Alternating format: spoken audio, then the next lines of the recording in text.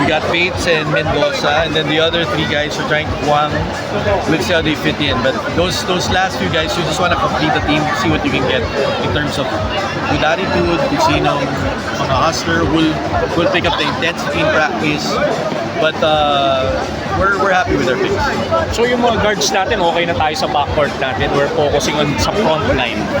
We took a hard, long look at it. Winston is very, very good. And I think he's perfect na nahulog siya sa converts kasi kailangan nila ng scorer. So perfect for him to do that, right? But when we looked at it, ang hirap kumuha ng big man. Meralco, highest pick we've gotten is 4th in my 10 years. So I think Bates will fit in. He's a good kid, he works hard, and it's what we need. What will be Brandon's role with Meralco? We'd love him to bang bodies. You know, you have to match up against the Jumar Fajardos of the world. He seems like a guy who works hard. We really need a big because all our frontmen, the youngest guy is 31. And, you know, guys are 35, 30. Raymond's 35. You look at Norbert Torres, Kyle Pascual 33. So we do Cliff 34. So we do need that. No? And we thought Dato would fall. We thought David would fall. Simply because they were unknowns, right? But I think they did enough. And then Bates is the one who fell. So I think it's good for us. I think we're happy to have it. So speaking of David and Dato, they were supposed to be outside the top in mock draft, but were you surprised that they were picked early in the draft? I think they played very, very well. I think in Rain or Shine, they showed what they can do.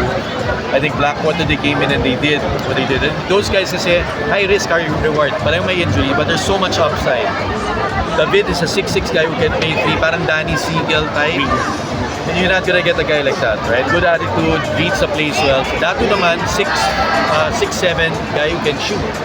So these guys are high risk, high reward. But the key with both of them, they're playing now.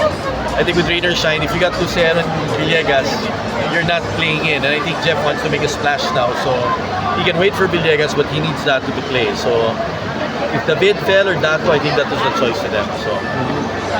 Coach, how it feels na maging head coach kayo ulit for the second time? I'm grateful. I'm going to be working closely with Coach Nenad and Coach Norman. In fact, he's our active consultant. So I'm just happy to help out. Whatever the company asks of me, I'm ready to help out in any way. Import is here, Ferron Hunt. He's a bit young. It's his first time overseas, but I'm seeing that he's not used to the physicality, the PBA brand of play, but we're helping him. He's talented. Medyo wing ang laro. 2 years in the D-League, made 1 year in New York Knicks, but we didn't know we would be in the ESL. Alam namin Ginebra. So now we have to get one more import to complement him. And alam natin yung labanan sa ESL is they've got big guys. So I think Brandon is important.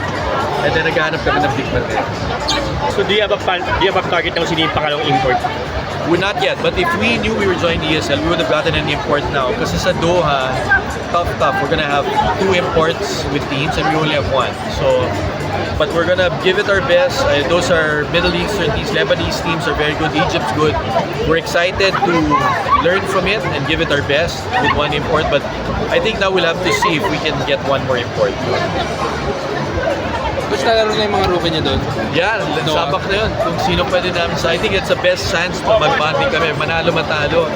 Important, they learn Coach Nenad's system. If I have something to give also, but it's a chance for them to be put in that and we welcome that. I think it's the best thing for those rookies.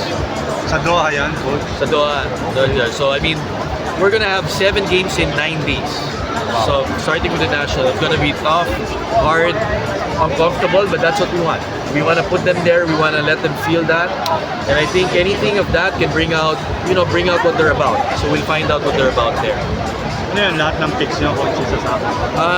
For sure, at least the 2 picks. The other 3 we'll have to evaluate, right? But those last 3 were put out.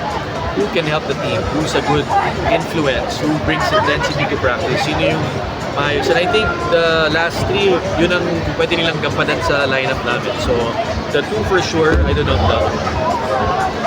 Okay, thank you, Coach.